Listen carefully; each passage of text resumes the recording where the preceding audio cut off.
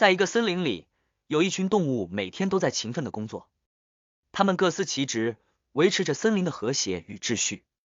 在这群动物中，有一只非常勤劳的小兔和一只拥有绝佳记忆力的大象。小兔负责收集食物，而大象则是记录所有食物的去向和分配。有一天，森林里发生了一场大火，很多储存的食物都被烧毁了。动物们开始担心即将到来的冬天将如何度过。在这个紧急时刻，小兔提出了一个计划。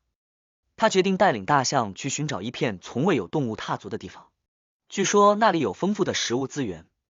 大象虽然对这个未知的旅程感到不安，但他仍然选择相信小兔，并利用自己的记忆力来记录他们的路线和所找到的食物。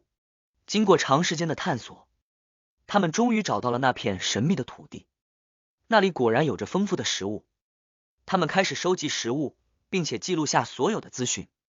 在回去的路上，大象的记忆力发挥了重要作用，确保他们不会迷路，也能将这片丰饶之地的位置告诉其他动物。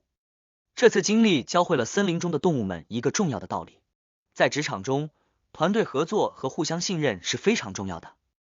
小兔的勇气和创新思维，以及大象的记忆力和可靠性，共同帮助了他们渡过难关。动物们意识到，只要彼此支持和相互补充，就没有什么是不可能的。